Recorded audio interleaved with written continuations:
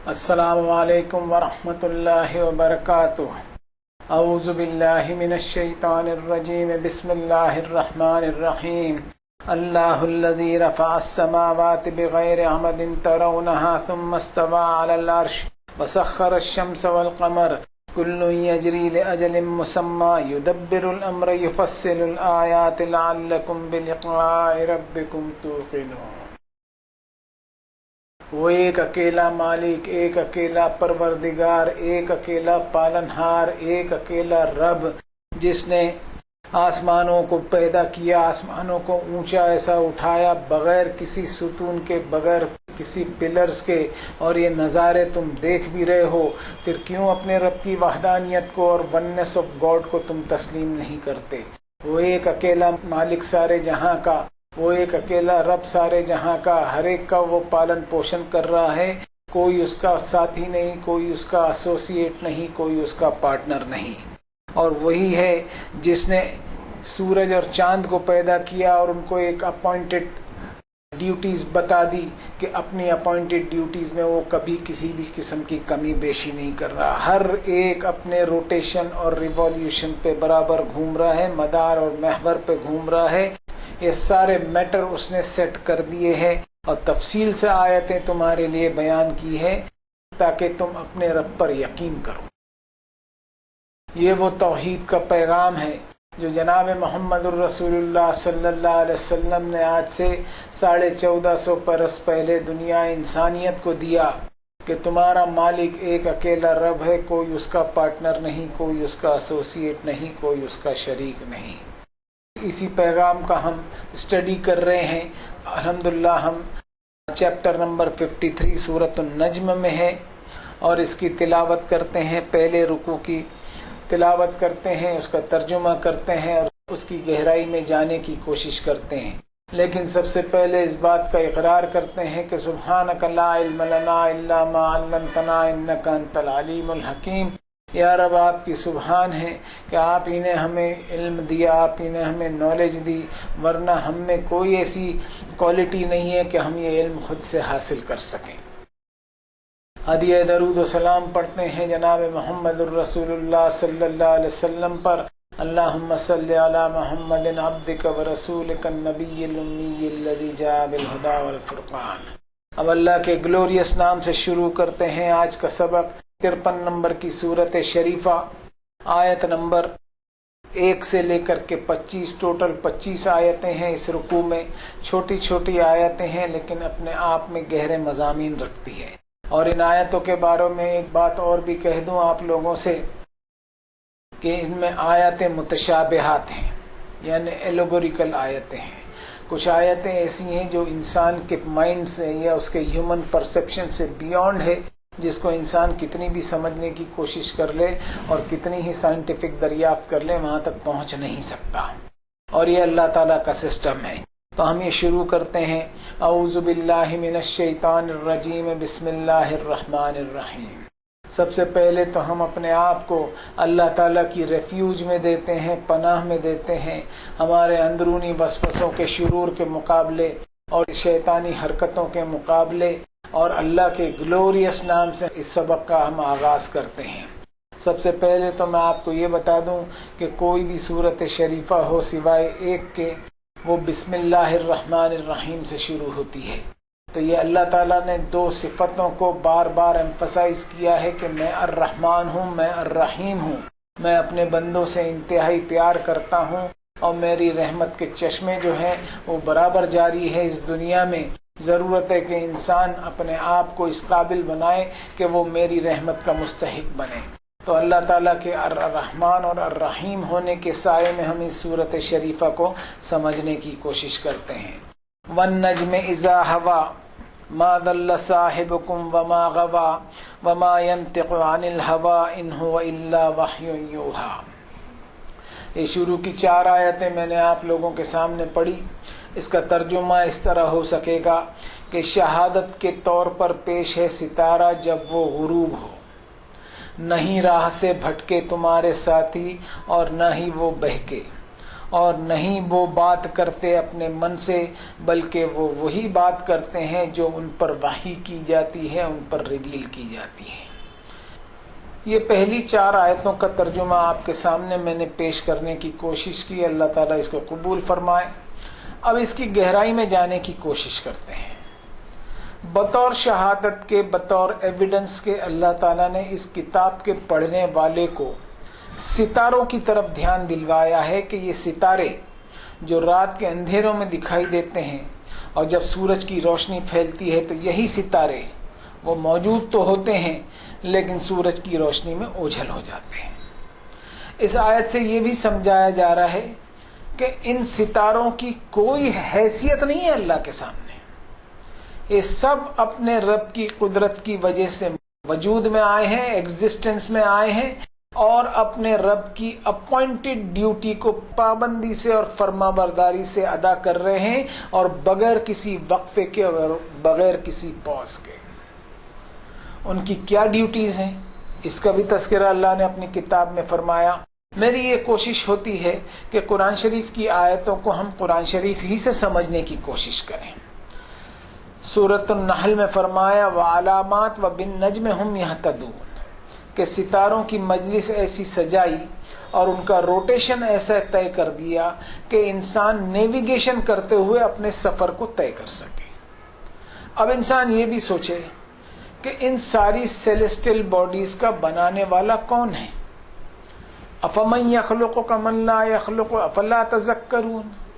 ایک دماغ کو جھنجھوڑنے والا سوال اللہ نے کیا ہے کہ یہ انوائولیبل ریالٹی اور ایک اٹل سچائی ہے جس کو جھٹلانے کی کوئی دلیل نہیں، کوئی گنجائش نہیں۔ آل دا گفٹس آف نیچر اور سارے قدرتی سسٹم کو پیدا کرنے والا ایک اکیلا خالق، دا لون کریٹر ہے۔ پھر دوسری مخلوق، دوسری کریٹڈ بینگ جو خود پیدا کی گئی ہے، ان کو اس ایک اکیلے کریٹر کے ساتھ برابر یا پیرلل کیسا ٹھہرایا جا سکتا ہے؟ اور جس طرح یہ ایک اٹل حقیقت ہے، ٹھیک اسی طرح یہ بھی ایک حقیقت ہے کہ محمد صلی اللہ علیہ وسلم جو یہ پیغام تم کو دے رہے ہیں وہ اللہ کا پیغام ہے، اور محمد صلی اللہ علیہ وسلم اللہ کے نبی اور رسول ہیں جو وہ اللہ کا پیغام تمہارے سامنے پہنچا رہے ہیں۔ یہ وہ نبی ہیں جنہوں نے اپنی عمر کا ایک حصہ تمہارے بیچ گزارا ہے۔ کوئی انجان یا اسٹرینجر نہیں ہے کہ تم انہیں پہچان نہیں پا رہے ہو۔ فقط لبثت فیکم عمرا من قبلہ افلا تعقلون، کہ عمر کا ایک اچھا خاصا میں نے تمہارے بیچ گزارا ہے، کیا تم عقل سے کام نہیں لوگے؟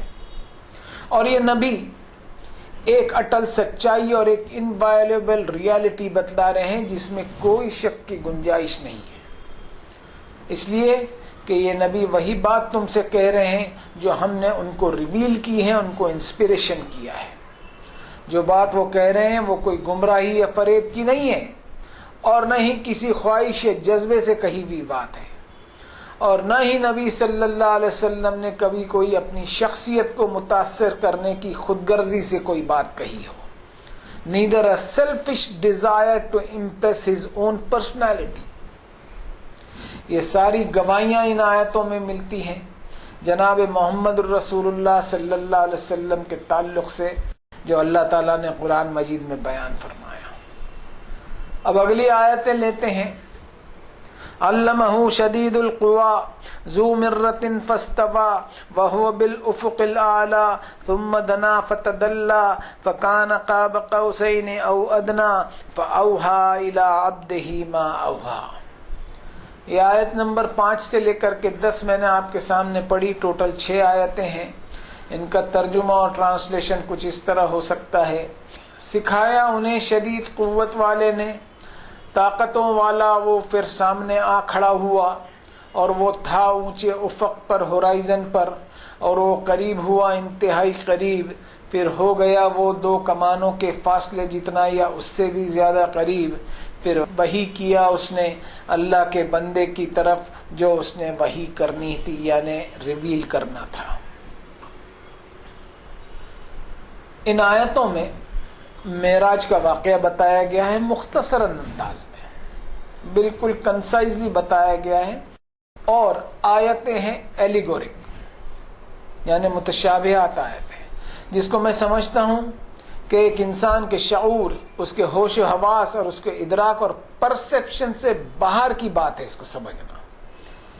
یہ وہ واقعہ ہے جس پر ہمیں ایمان رکھنا ہے اور کسی قسم کے شک و شبہ میں نہیں پڑنا ہے، اس لیے کہ یہ واقعہ کا ہونا ہیومن پرسیپشن سے اور سائنٹیفک ڈسکوری اور سائنسی دریافتوں سے باہر کی بات ہے، اور یہ اللہ کی طرف سے واقعہ ہوا ہے۔ وہ رب جو ہر چیز پر قادر ہے، امرم من عندنا انا کننا مرسلین، یہ اللہ کا سسٹم ہے، اس کے لیے کوئی بھی چیز ناممکن نہیں ہے۔ انسانی ترقیاں، اس کے سائنسی ڈیولپمنٹس کہ چاند پر پہنچ جاؤ گے، منگل گرہ پر پہنچ جاؤ گے، لیکن اس کی بھی ایک لمٹ ہے۔ انسان اپنی حد اور اپنے لمٹ سے باہر نہیں جا سکتا۔ وَلَا يُحِيطُونَ بِشَيْءٍ مِّنْ عِلْمِهِ إِلَّا بِمَا شَاءَ وَسِعَ كُرْسِيُّهُ السَّمَاوَاتِ وَالْأَرْضَ وَلَا يَئُودُهُ حِفْظُهُمَا وَهُوَ الْعَلِيُّ الْعَظِيمُ۔ انسانوں تم کتنے ہی پاورفل ہو جاؤ، اللہ تعالیٰ کی سلطنت سے باہر نہیں جا سکتے۔ اس کی سوورنٹی میں کئی دنیایں سما جائیں، تم اس کی کنگڈم سے باہر نہیں نکل سکتے۔ Not a single knock and corner of the universe is out side his kingdom. اب اگلی آیتیں لیتے ہیں۔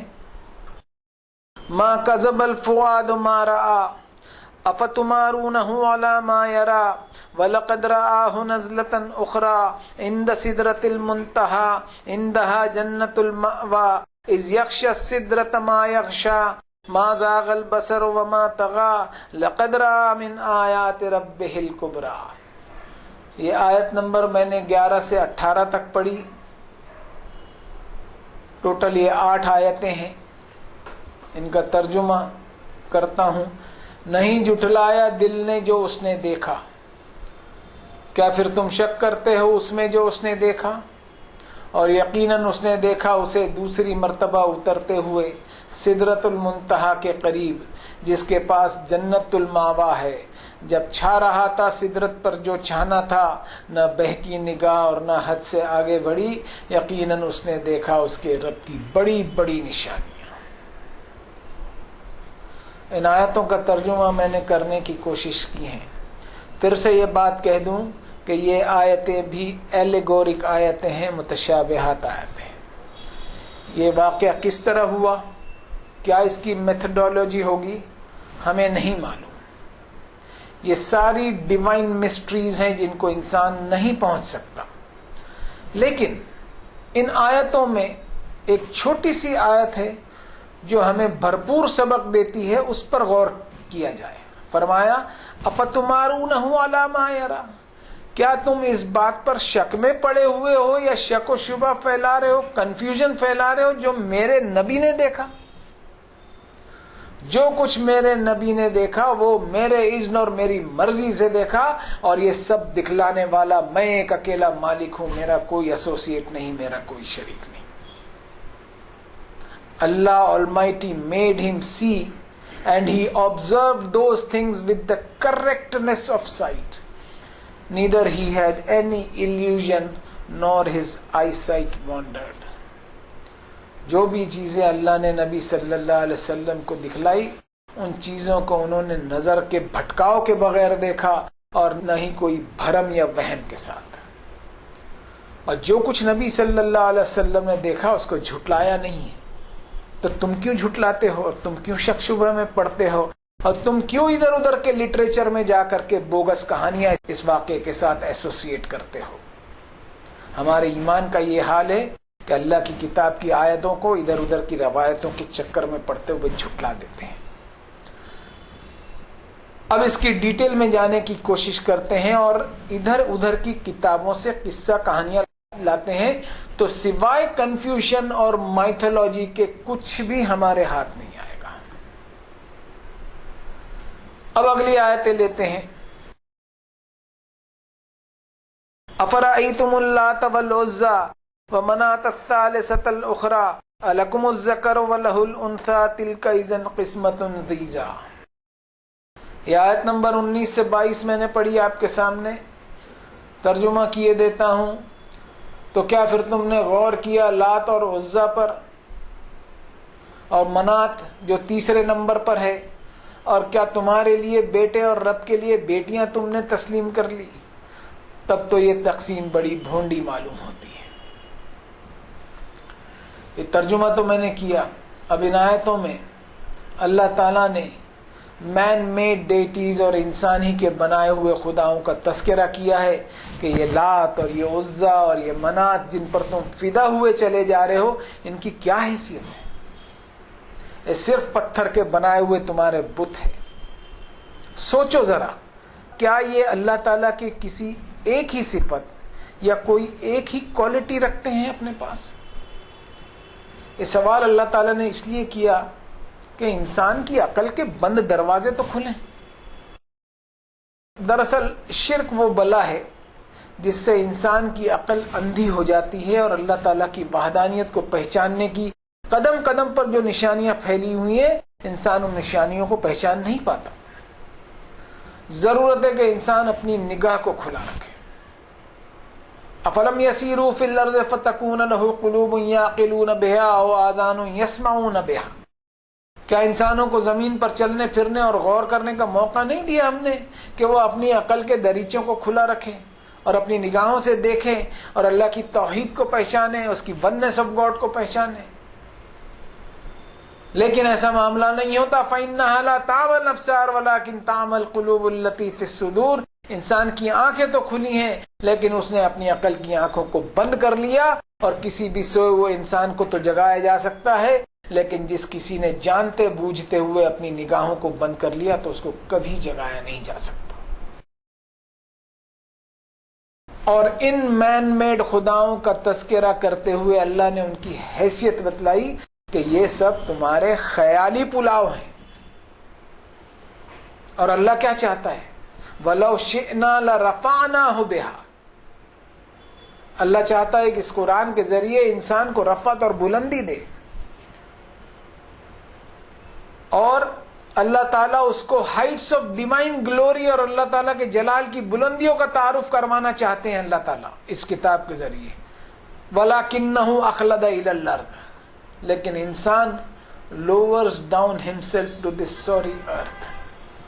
افسوس کی بات ہے کہ انسان کو اللہ تعالیٰ اوپر اٹھانا چاہتا ہے، اس کو ایگزالٹڈ پوزیشن اور بلند مقام پر لانا چاہتا ہے، لیکن انسان اللہ تعالیٰ کے ساتھ شرک کرتے ہوئے اپنے ہی آپ کے انٹلیکٹ کو رسوا کرتا ہے، اپنی عقل اور کامن سینس کو بے عزت کرتا ہے۔ اور شرک کا معاملہ ایسا ہوتا ہے کہ انسان کو ایک ایسے ڈھونگ، ایک ایسے آڈمبر پر لیے چلتا ہے جس کا حقیقت سے کوئی لینا دینا نہیں ہوتا۔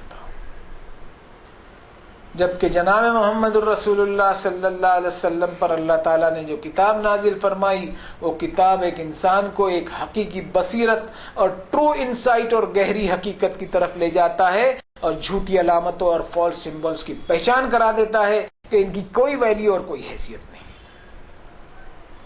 انسان شرک کی ایک ایسی گراوٹ میں پڑ جاتا ہے کہ اللہ تعالیٰ کی شان میں گستاخی کی حد تک پہنچ جاتا ہے کہ اللہ کے لیے بیٹے اور بیٹیوں کا تصور کرنے لگ جاتا ہے۔ سپر سپریم ہے اللہ تعالیٰ کی ذات اقدس ان جھوٹے خیالات سے۔ وَقُلِ الْحَمْدُ لِلَّهِ الَّذِي لَمْ يَتَّخِذْ وَلَدًا وَلَمْ يَكُنْ لَهُ شَرِيكٌ فِي الْمُلْكِ وَلَمْ يَكُنْ لَهُ وَلِيٌّ مِّنَ الذُّلِّ وَكَبِّرْهُ تَكْبِيرًا۔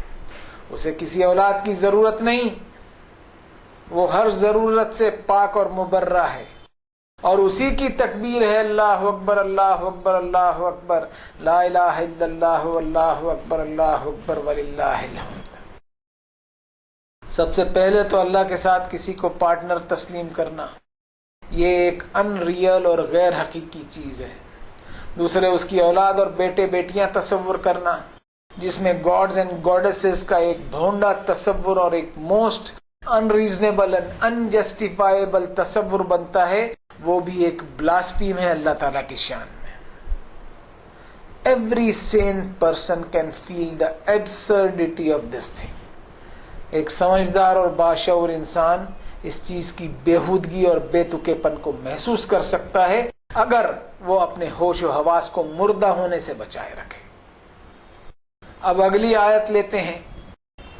ان ہی الا اسماء سمیتموها انتم وآباؤکم ما انزل اللہ بها من سلطان ان یتبعون الا الظن وما تحوی الانفس ولقد جاءهم من ربهم الہدی. یہ آیت نمبر 23 پڑھی میں نے آپ کے سامنے. ترجمہ کرتا ہوں. نہیں ہے یہ مگر چند نام جنہیں تم نے گڑھ لیا ہے، تم نے اور تمہارے بڑوں نے. نہیں نازل کی اللہ نے اس کی کوئی دلیل، نہیں ہے اتباع کر رہے ہیں مگر صرف گمان کی اور اٹکل بازیوں کی، اور اس کی جو خواہشات ہیں جو ان کے من کی ہیں، اور یقیناً آ چکی ان کے پاس ان کے رب کی طرف سے ہدایت. یہ میں نے ترجمہ کیا. اب تھوڑا سا اس آیت پہ سوچتے ہیں. These are mere name and only names. یہ صرف نام اور نام ہیں جو تم نے رکھ لیے ہیں، اور ڈپارٹمنٹل خداؤں کی ایک لمبی چوڑی فہرست بنا دی ہے. There is none behind this denomination. They do not possess any attribute of godhood. ان میں کوئی ایک ایسی صفت نہیں ہے جو اللہ تعالیٰ کی ہے. Then where is a sense in worshipping them? پھر کوئی تک نہیں بنتا کہ ان کی عبادت کی جائے. جو ڈیوائن نیمز اور مقدس نام دیے گئے ہیں وہ انسان کے خود کے دیے ہوئے ہیں، چاہے کسی ہیرو کا لے لو، کسی پتھر کا یا پیڑ کا یا کسی نبی کا ہی کیوں نہ ہو. یہ سب creatures of their own fancy ہیں. وہ جو بھی ہوں بہرحال خدا نہیں ہے. اور خدائی کوالٹی کے تعلق سے ایک آیت پیش کرتا ہوں جو سورۃ الحج میں ہے کہ یا ایھا الناس ضرب مثل فاستمعوا لہ. اللہ تعالیٰ نے ایک زبردست مثال دیتے ہوئے انسان کی سوئی ہوئی عقل کو جگایا ہے. انسان جو ہے نا وہ اپنی عقل کو دین کے معاملے میں ایک تھپکی دے کر کے سلاتے رہتا ہے، اور وہ تھپکی جو ہے وہ ہوتی ہے سپرسٹیشیس بلیف کی، مائتھولوجیکل بلیفز کی اور اندھ وشواس کی. اس تھپکی کو بند کرنا ہوگا اور عقل کے دریچوں کو کھلا رکھنا ہوگا. ان الذین تدعون من دون اللہ لن یخلقوا ذبابا ولو اجتمعوا لہ. کہ انسان جن کو اللہ تعالیٰ کے سوا پکارتے ہیں، اللہ تعالیٰ سے کے سوا جن سے دعائیں اور منتیں کرتے ہیں، وہ سارے کے سارے مل کر ایک مکھی بھی نہیں پیدا کر سکتے. اور وَإِن يَسْلُبْهُمُ الذُّبَابُ شَيْئًا لَا يَسْتَنْقِذُوهُ مِنْهُ. اگر مکھی ان سے کوئی چیز چھین کر لے جائے تو اسے واپس بھی نہیں لا سکتے. ضعف الطالب والمطلوب. اب سوچا جائے، غور کیا جائے کہ کتنا کمزور ہے وہ معبود جس سے دعائیں اور منتیں کی جا رہی ہیں، اور وہ بھی کتنا عقل سے پیدل ہے جو ان سے مانگ رہا ہے. اللہ نے انسان کے لیے ہدایت کو اویلیبل رکھا ہے اور انسان کو عقل، لاجک اور ریزننگ جیسی نعمتوں سے نوازا ہے. پھر کہاں سے شرک کے سارے تصور آئے، یہ سوچنے کی بات ہے. اللہ تعالیٰ نے اپنی کتاب میں کوئی ایسی دلیل نہیں نازل کی کہ شرک اور سپرسٹیشیس بلیف اور اندھ وشواس کہیں سے جسٹیفائی ہو سکے، اور کوئی سائنٹیفک دلیل بھی ہمیں نہیں ملے گی. قرآن مجید کنجیکچرز اور خیالی پلاؤ اور اٹکل بازی کو سرے سے خارج کرتا ہے، ٹوٹلی ریجیکٹ کرتا ہے، اور انسان کی عقل اور دلیل اور اس کی لاجک اینڈ ریزننگ اور اس کے کامن سینس کو ایڈریس کرتا ہے. اب اگلی دو آیتیں لیتے ہیں جو آج کے سبق کی آخری دو آیتیں ہیں. ام للانسان ما تمنا فللہ الآخرۃ والأولی. اس کا ترجمہ ایسا ہے، کیا انسان کو وہ سب کچھ مل جاتا ہے جس کی وہ تمنا کرتا ہے؟ اصل میں اللہ ہی کے اختیار میں ہے آخرت بھی اور دنیا بھی. اب ان آخری دو آیتوں میں اگر ہم سرسری طور پر دیکھیں تو ایسا محسوس ہوتا ہے کہ اچانک مضمون کا رخ بدل گیا، جبکہ میں سمجھتا ہوں کہ مضمون بالکل پہلے کی آیتوں سے جڑا ہوا ہے، کنیکٹڈ ہے. کہ کیا انسان اپنی تمناؤں پر چلنا چاہتا ہے؟ کیا اس کی ہی مرضی سب کچھ ہے؟ کیا اس کی desires and wishful thoughts he supreme ہیں؟ ان دو آیتوں میں اللہ تعالیٰ نے انسان کی عقل کو ایڈریس کرتے ہوئے سوال کیا ہے، جس سے انسان یہ بات اچھی طرح اپنے ذہن میں پیوست کر لے کہ if man wants to live in the world of desired dreams, he should realize that nothing is in the control of anybody except only one and only one God who holds total power in this world and the infinite world that is called as hereafter. اگر انسان اپنے خوابوں اور خواہشوں کی دنیا میں جینا چاہتا ہے تو اس نے اس بات کو اچھی طرح سمجھ لینا چاہیے کہ صرف اور صرف ایک اکیلا اللہ وحدہ لا شریک، اس کے علاوہ کوئی ہے نہیں جس کے اختیار میں دنیا اور آخرت کی ہمیشہ کی دنیا کا اختیار ہے. ابھی آخری آیتوں پر میں نے بات کہی اور پورے رکوع میں جو کچھ بھی اللہ تعالیٰ نے مجھے سجھایا وہ آپ کے سامنے پیش کرنے کی کوشش کی. اللہ سے دعا ہے کہ ربنا لا تزغ قلوبنا بعد اذ هديتنا وهب لنا من لدنك رحمة انك انت الوهاب فاطر السماوات والارض انت ولي في الدنيا والآخرة توفني مسلما والحقني بالصالحين. اللہ تعالیٰ سے دعا کرتے ہیں کہ یہ معمولی کوشش ہے، اس کوشش کو ایسا قبول فرما لے کہ قیامت کے دن ہمیں مغفرت اللہ تعالیٰ کی طرف سے نصیب ہو جائے. وصلی اللہ تعالی علی خیر خلقہ محمد وعلی آلہ واصحابہ اجمعین برحمتک یا ارحم